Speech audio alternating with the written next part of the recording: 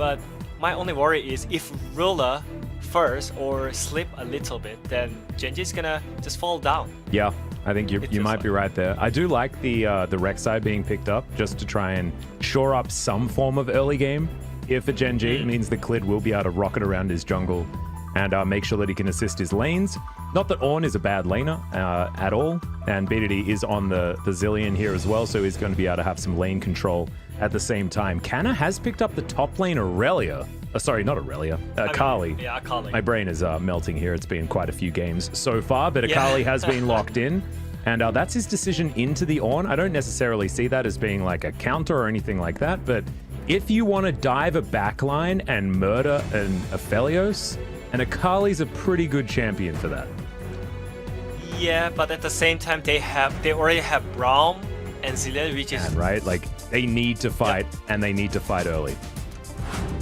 Well, at least they have mid prior and bot lane prior because of the matchup, so they should able to get some early objectives in the map. Yep, and also they have an early game jungler who will be able to clear out the jungle about as quickly as the Rek'Sai as well. I mean, both of these jungles can certainly skirmish very heavily, both of them taking the Conqueror this time around. Haven't seen Hail of Blades Rek'Sai for a little while, but is going to be a little bit more sturdy as far as these jewels are concerned. A reason for this Akali pick, and so far, Clid is going for a dive underneath this turret. We'll see whether Rascal's going to pick up the aggro first, whether they can make this one happen. Great knock-up as Canna is going to flash away.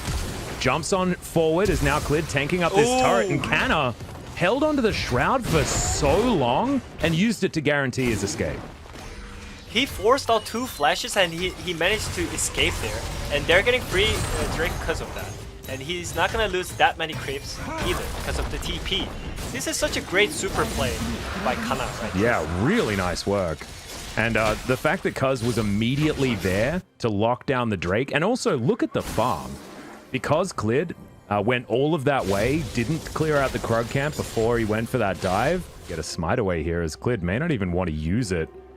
And we'll see whether Cuz can come on over. Steals it away so easily. Cleared, not even with his finger on the button by the looks of things. Seemed like he had an idea that farming out quite nicely here up against Teddy, who's trying to put on pressure as Faker is going to make a little bit of a visit towards the top lane. There's the ult. He doesn't even need the flash. As now Canna ults on forward. The Ram has been called, gets the knock up onto a couple of members, but Canna's still alive, has the ultimate for the execution. And it's perfect as per usual as they lock down first blood onto the enemy top lane. Yeah, that was the timing that the BDD needs to reset and TP back. And also, kind of forced the flashes on the top side with the top super play. Yeah. So it was just great timing for the Faker. And this is maybe second time? Well, not actually able to get the steal, I don't think. I think that was actually picked up by Clid. As, yeah, you can see Cuz doesn't have the blue buff, but it means that BDD doesn't get it. And that's the most important thing. Denying blue buff for the Zillion is just gigantic for T1. Really will help challenge Gen G's ability to clear waves in that mid lane. And you can see he really wishes that he had that blue buff rotating around. That F-foot move and roam timing was just perfect. So they spent too much time on top side, so that's why they're just giving up the Infinite Drake for Genji right now. But still, it seems like T1 is leading the game. Oh yeah, they are dictating the pace at the moment, which they should. I mean, their composition does say that they need to be in the lead as this game goes on, and it's not a... Yeah. As Nothing special. Oh no, he didn't get any of the plates. He hadn't hit the turret. Yeah, I mean, it's only cause that they're getting blue. Oh no. In the bank, but anyways, they got the gold. That's the point. Yeah, that's true. Anyways. That's true. Managed to pick that one up. Yeah, it makes Draven look like a late game carry. That might be true.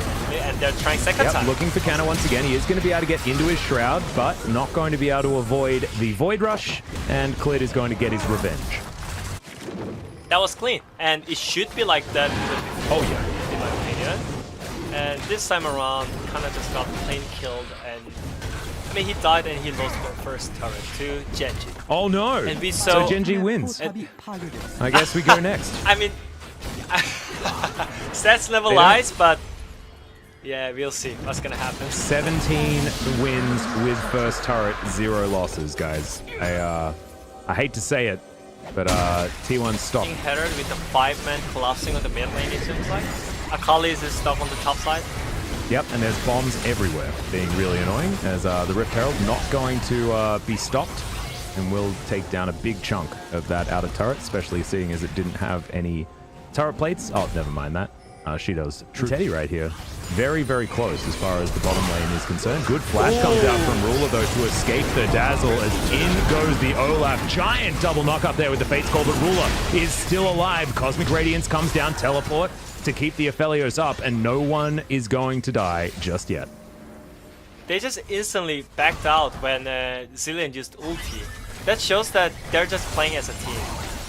That's just so great, and Genji instantly just goes to the mid lane and gets the free mid tower. Yeah. That's a great rotation right there. Really good play. Utilizing what they were able to pick up in that instance and understanding positioning on the map. Really clean stuff from Genji. This is Masterworks like we were talking about. And Rod of Ages is now stacking up on B2D. He's now speeding towards this Cloud Drake. Even on Drakes, if this is going to go over to Genji, and it looks like it will, as Cuz gonna get into position. It's looking like it's going to be a fight. Yeah, exactly. Clid's going to go the whole long way around. Good double knock up as the Drake will reset. As now Cuz, Ragnarok has been popped, but now look at this. The defense as Ruler has his turret out. Doesn't have Crescendum anymore. Severum Infernum, and now the 5 members of Genji turn up, and the Smite is going to lock down that Drake. And T1 to say, all right, well, we're just going to try and get out of here. Kanna does have Shuriken backflip, so this game. We'll have to see whether Faker can do it. Yeah, teleport towards the top side. Faker out of position, gets double bombed there by B2D, who speeds up Clid, and the fantastic Void Rush to avoid the Emperor's Divide. Faker caught out of position in a side lane, and could this mean a Baron? Genji are thinking about it. That was huge mistake by Faker. He just got caught in really dangerous moment when they can just try Nashor, or they get free third Drake for the Dragon Soul. Well, Clid just took half of his health bar in damage, clearing out a ward. That ward in the back of the pit is still going to be there for T1, so looks like Genji will just go down and take the Constellation Cloud Drake. They are going to threaten Soul Point, but it doesn't mean as much when it's just a Cloud Soul. A little bit of that extra movement speed could work out for, you know, champions like Zillion, who just gets a free speed up whenever he makes anyone immortal. And, you know, Ruler will be able to throw out the Moonlight Vigil and then reposition a little bit faster. But, yeah, you know, Cloud Soul Edge, or for the Zillion to pick up his Rabbidan's Death Cap. But we have Void Staff on Faker. We have Bloodthirster on Teddy. This is T1's time, and they are acting immediately. The Baron has been started. Clid's going to move on in. They get the bad news. As now Rascal almost has his ultimate back available. Cuz gets a lot of healing here from Effort, but now you can see Ruler has the perfect guns. There is vision now available for Genji, and Effort and Cuz do have to back away from the area, but the Infinity Edge is there. But there's the Empress Divide onto Clid. Clid's just going to be taken down, and this could be T1's moment. Perfect timing as well, right as Ruler had gone back to base, and Genji couldn't team fight. That was just Faker give it and Faker take it. Yeah, exactly. And this was, if you're a T1 fan, the Faker give it side of things. Is now kind of waiting for a flank. Faker does have that bomb on his head. And now Teddy in the back of this pit. There's the Ornhorn. They're going to try and stop this, but there's the Cosmic Radiance. And like you were saying, no jungler, so this should go over to T1. It is going to be secured by Cuz, and now Rascal in trouble in the backline. But Ruler's already picked up 2 kills. He was taken down, though. Faker grabs that kill, and now the perfect execution as the Akali jumps into the backline. T1 get the Baron and win the team fight. That's the moment that T1 fans are waiting for. Teddy and Faker damage still alive. Oh, yeah. They're just unbreakable, untouchable, unkillable. And maybe unbeatable as they take down this outer turret in the mid lane. This is going to be a huge Baron power play, already up towards 3,000 gold as Ruler has hit his 1,000 kills. But is it going to be a loss as now Teddy finds himself out of position. There's the ulti as Clid is going to go golden, but I have a feeling Faker should be able to find this one. No, he has absolutely no mana as B2D is trying to find the kill onto the man in the mid lane, but he's unable to. Bomb goes off onto Clid, scared me for a second, but of course that was his own Zillions. And it's feeling a little bit like the Teddy giveth, Teddy taketh away type situation because he was a little bit too aggressively positioned. Yep, that was the first timing that actually Teddy did some silly mistake in this season. And yeah, I mean, it's still fine. And everyone is trying hard to give some great memory for the Rolla when he got the 1k kill. So it's gonna be Cloud Drake Soul for Genji in this game. Yep, so Cloud Soul, not a huge deal here for Genji, but will certainly help them out as far as movement around this map, getting their ultis back up, and all that sort of stuff. And will also give them access to this other Drake as we have a look at Faker's play once again. 렉사 넘길 수 있긴 해. 넘길 수 있긴 해. 이거 와볼래? 맞아. Oh. 나왔어. Baker called it even 3 seconds before that he can look for Rek'Sai in that moment. Baker is like, look at Rek'Sai, I can actually insect it, and he did it. Such a great play. It's definitely better if you can call out what you're going to do, 100%. As down to 37 health actually. So that was closer than you might imagine. As Ruler very quickly gets his 2 kills to get to 1,000. But at the moment, T1 still has control of this game, but it's only a small amount, as now Teddy slightly caught out of position here. That was a bit unnecessary. They're going for a reset now. We've got Baron up in 26 seconds. And backing on a ward is Effort.